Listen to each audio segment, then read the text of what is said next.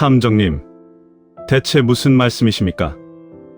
제가 찾던 저희 어머니가 이 주소에 계신단 말입니까? 민준 씨는 수화기를 든 채 믿을 수 없다는 표정을 지었습니다. 30년입니다, 여러분. 30년간 단 하루도 잊어본 적 없던 어머니의 이름을 겨우 찾아냈다는 연락이었지요. 어린 시절 불의의 사고로 헤어진 뒤 그는 홀로 모진 세월을 견디며 이 악물고 성공했습니다. 번듯한 회사의 대표가 되었고 이제는 재력으로든 인맥으로든 어머니를 찾을 모든 준비가 되어 있었습니다. 수년간 수많은 탐정을 고용하고 전국을 뒤져 드디어 한 줄기 빛을 찾았다고 생각했습니다. 하지만 탐정이 건넨 어머니의 거주지 서류를 받아든 민준 씨의 얼굴은 점점 굳어갔습니다. 그는 서류에 적힌 주소를 확인하고는 그 자리에서 얼어붙고 말았습니다. 심장이 쿵 하고 내려앉는 듯한 충격이었습니다. 과연 그 주소에는 무엇이 적혀 있었을까요? 그런데 여러분, 탐정이 건넨 서류 속 주소를 본 아들은 그 자리에서 얼어붙고 맙니다. 탐정의 보고서에는 어머니가 현재 서울에 거주하고 있으며 심지어 민준 씨의 회사와 그리 멀지 않은 곳에 계신다는 내용이 담겨 있었습니다. 민준 씨는 눈을 비비며 다시 읽었습니다. 서울이라니. 그것도 이렇게 가까운 곳에 계셨단 말인가? 감격과 혼란이 뒤섞인 복잡한 심경이었습니다. 그는 어머니가 멀리 시골에서 혹은 해외에서 힘들게 살고 계실지도 모른다고 막연히 상상했었으니까요. 그러나 보고서는 더 충격적인 내용을 담고 있었습니다. 탐정이 힘들게 알아낸 어머니의 직업과 근무지였습니다. 손이 떨려오는 것을 애써 진정시키며 서류를 펼쳐든 민준 씨의 눈에 들어온 글자는 그의 머릿속을 새하얗게 만들었습니다. 놀랍게도 보고서에 적힌 근무지는 바로 민준 씨가 매일 출근하는 본사 사옥이었습니다. 말도 안 돼. 우리 회사라고? 민준 씨는 탐정에게 전화를 걸어 몇 번이고 재차 확인했습니다. 탐정은 작은 목소리로 네, 대표님 본사 사옥에서 환경미화원으로 근무하고 계신답니다. 라고 답했습니다. 믿기지 않았습니다. 서둘러 회사를 향해 달려간 민준 씨는 숨을 헐떡이며 로비에 도착했습니다. 혹시나 하는 마음에 주변을 둘러봤지만 어머니의 모습은 보이지 않았습니다. 낯선 기대감과 함께 깊은 절망감이 동시에 밀려왔습니다. 그때 로비 한 구석에 있는 엘리베이터 문이 띵 소리와 함께 열렸습니다. 안에서는 낡은 작업복을 입은 청소부 아주머니 한 분이 청소 도구를 든 채 나오려던 참이었습니다. 민준 씨는 그 아주머니와 눈이 마주쳤는데 아주머니는 마치 무엇인가를 숨기려는 듯 황급히 고개를 돌려버렸습니다. 평소 로비에서 마주쳐도 눈인사 한 번 제대로 나누지 않던 분이었는데 오늘따라 유난히 그 뒷모습이 낯설면서도 익숙하게 느껴지는 것은 왜일까요? 엘리베이터 문이 열리는 순간 민주는 익숙한 청소부 아주머니와 눈이 마주치는데 그녀가 황급히 고개를 돌립니다. 묘한 기시감에 사로잡힌 민준 씨는 청소부 아주머니의 뒷모습을 한참 동안 바라보았습니다. 아주머니는 로비 바닥을 무심하게 닦는 듯 보였지만 그의 눈에는 그 모든 움직임이 어딘가 불안하게 느껴졌습니다. 30년 전 어렴풋한 기억 속에 남아있던 어머니의 모습과 자꾸만 겹쳐지는 그림자. 민준 씨는 애써 혼란스러운 마음을 다잡고 천천히 아주머니에게 다가갔습니다. 아주머니는 여전히 바닥만 보고 열심히 청소하고 있었습니다. 가까이 다가갈수록 그의 심장은 더욱 격렬하게 뛰었습니다. 그는 아주머니의 옆을 지나치는 척하며 그녀의 손목을 흘끗 보았습니다. 그리고 그 순간 민준 씨의 숨은 턱 막혔습니다. 바닥을 닦던 그녀의 손목, 그곳에는 민준 씨가 어릴 적 실수로 뜨거운 물을 엎질러 생긴 화상 흉터가 선명하게 남아 있었습니다. 더 이상 망설일 필요가 없었습니다. 민준 씨는 떨리는 목소리로 아주머니를 불렀습니다. 저 혹시 이숙자 씨 아니십니까? 그 말에 아주머니의 어깨가 움찔 떨렸습니다. 아주머니는 닦던 걸레를 든 채로 천천히 고개를 들었습니다. 주름진 얼굴에는 깊은 두려움과 당혹감이 스쳐 지나갔습니다. 아주머니는 눈빛을 피하며 겨우 입을 열었습니다. 사람 잘못 보셨습니다. 그리고는 민준 씨의 눈을 제대로 쳐다보지도 못한 채 몸을 돌려 황급히 자리를 피하려 했습니다. 민준 씨는 아주머니의 팔을 붙잡으려 했지만 그녀는 이미 빠른 걸음으로 비상계단 쪽으로 향하고 있었습니다. 여러분, 다음 이야기가 궁금하시다면 꼭 구독과 좋아요, 알림 설정 부탁드립니다. 그녀는 떨리는 목소리로 사람 잘못 보셨습니다라며 도망치듯 비상계단으로 사라집니다.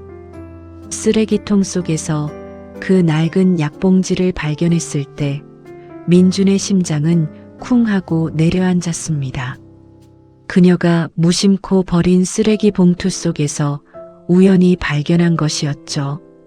며칠 전부터 회사 청소부 아주머니에게서 묘한 기시감을 느꼈던 민주는 혹시 하는 마음에 그녀가 사라진 뒤 몰래 쓰레기통을 뒤져보았답니다. 설마 하는 의심은 이미 확신으로 변해가고 있었지만 이성적으로는 도저히 받아들일 수 없는 상황이었으니까요. 두근거리는 손으로 약봉지를 펼쳤을 때 그 안에 적힌 이름 석자를 보는 순간 민주는 숨조차 쉴 수 없었습니다.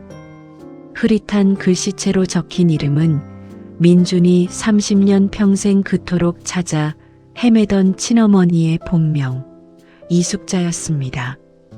어린 시절 억지로 외워야 했던 그 이름이 지금 자신의 회사 쓰레기통에서 발견되리라고는 상상조차 하지 못했던 일이었지요. 믿을 수 없는 현실 앞에서 민주는 약봉지를 쥔 손을 부들부들 떨었습니다. 그의 어머니가 이 거대한 회사에서 가장 낮은 곳 청소부로 일하고 있었다니요. 복잡한 감정이 휘몰아치는 가운데 민준의 눈앞에는 이제 그녀가 왜 자신을 모른 척했는지에 대한 더 큰 의문만이 남게 되었습니다. 쓰레기통에서 발견한 그녀의 약봉지에는 민준이 그토록 찾아 헤매던 어머니의 본명이 적혀 있었습니다. 어머니의 본명이 적힌 약봉지를 손에 쥔 채 민준은 밤새도록 잠을 이루지 못했습니다. 30년 만에 찾은 어머니가 자신의 회사에서 청소부로 일하고 있다니 대체 왜 자신을 알아보지 못하고 심지어 아는 척조차 하지 않는 것일까요? 민주는 수십 가지의 의문들이 머릿속을 가득 채웠지만 그 어느 하나도 명쾌한 답을 내릴 수 없었습니다. 다음 날 아침 결국 민주는 비상한 결심을 했습니다. 회장이라는 자신의 직위를 이용해 어머니의 입사 기록을 몰래 열람하기로 한 것이죠. 인사팀장의 눈을 피해 조심스럽게 보안 시스템을 뚫고 들어갔습니다. 시스템에 로그인하자마자 이숙자라는 이름으로 검색된 그녀의 인사 기록이 민준의 눈앞에 펼쳐졌습니다. 떨리는 손으로 하나하나 내용을 훑어내려가던 민준은 이내 충격으로 얼어붙고 말았습니다. 입사지원서의 가족관계란에 그녀는 버젓이 가족 없음이라고 적어 놓았던 것입니다. 아들이 회장으로 있는 회사에 들어오면서도 왜 어머니는 스스로를 홀몸이라 했던 걸까요? 민주는 도저히 이해할 수 없는 그 문장 앞에서 또 한 번 깊은 절망에 잠겼습니다. 하지만 인사팀 기록을 조회하던 민주는 어머니가 입사지원서에 가족 없음이라고 적은 것을 보고 충격에 빠집니다. 가족 없음. 그 네 글자는 민준의 가슴을 송곳으로 꿰뚫는 듯 했습니다. 아들이 바로 눈앞에 있는데도 어머니는 왜 자신에게 가족이 없다고 했을까요? 민주는 그 어떤 일도 손에 잡히지 않았습니다. 그녀의 행동 뒤에 숨겨진 진실이 무엇인지 알아내고 싶었습니다. 퇴근 시간이 훌쩍 넘은 늦은 밤, 민주는 텅 빈 사무실에 홀로 남아 있었습니다. 혹시나 하는 마음에 어머니가 일하는 구역을 서성이다 문득 탕비실 안에서 희미한 인기척과 함께 흐느끼는 소리가 들려왔습니다. 민주는 조심스럽게 탕비실 문에 귀를 기울였습니다. 문틈으로 새어나오는 어머니의 목소리는 너무나도 슬프고 처량했습니다. 내가 우리 아들 앞길을 어떻게 막니? 내가 너에게 짐이 될 수는 없지. 미안하다. 내 아들아. 엄마가 너무 미안해. 민주는 그 자리에서 숨을 멈추었습니다. 가슴을 쥐어뜯는 듯한 어머니의 오열은 아들을 위해 스스로를 감추려는 애달픈 고백이었던 것입니다.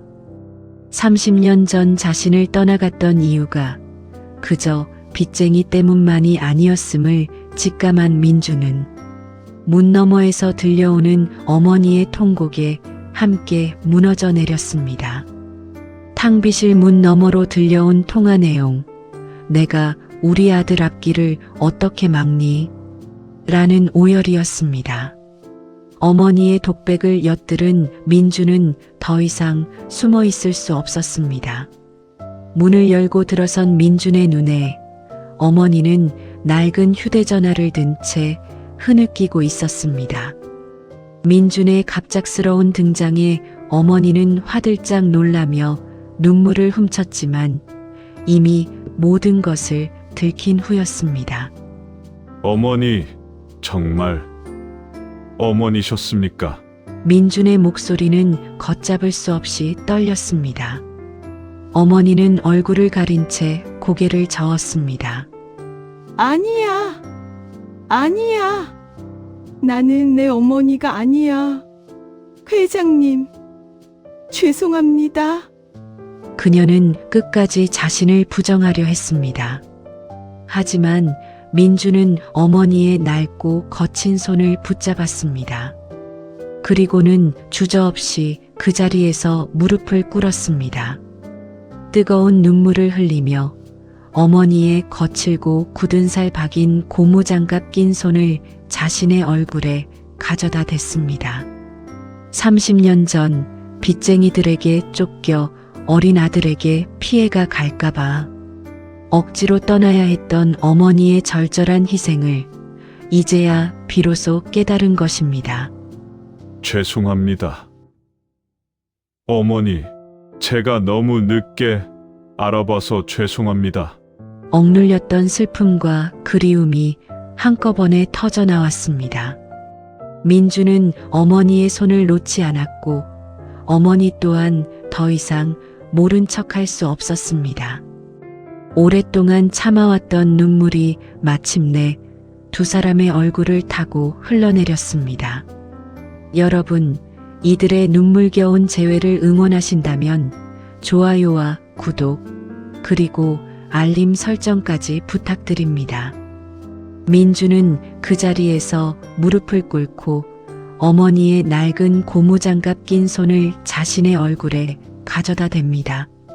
30년 만에 눈물의 재회 후 민주는 더 이상 어머니를 숨기지 않기로 결심했습니다. 다음 날 아침 회장실은 평소와 다른 분위기로 가득했습니다. 민주는 자신의 거대한 집무실 창가에 회장 의자만큼이나 편안해 보이는 안락한 의자를 하나 더 놓았습니다. 그리고는 직원들에게 당당히 선언했답니다. 오늘부터 저희 회사에는 아주 특별한 분이 오시게 됩니다. 저희 어머니십니다. 직원들은 회장님의 갑작스러운 발표에 놀라움을 금치 못했지만 민주는 당당하고 밝은 미소로 어머니의 손을 잡았습니다. 이제 어머니는 더 이상 회사 청소부가 아니었습니다. 민준의 옆에서 30년간의 세월을 보상받고 따뜻한 보살핌 속에서 새로운 삶을 시작하게 된 것입니다. 매일 아침 민주는 어머니와 함께 출근했고 퇴근 후에는 함께 집으로 돌아갔습니다. 회장실에는 어머니의 웃음소리가 끊이지 않았고 민주는 잃어버렸던 지난 시간을 되찾은 듯 행복해했습니다. 늦었지만 비로소 제자리를 찾은 가족의 모습은 모든 이들에게 감동을 주었습니다. 그들의 삶은 이제 잃어버린 시간을 메꾸고 새로운 희망으로 가득 찬 따뜻한 시작을 알리고 있었습니다. 다음 날 회장실에는 아주 특별한 의자가 하나 더 놓이게 됩니다. 과연 어떤 변화가 생겼을까요?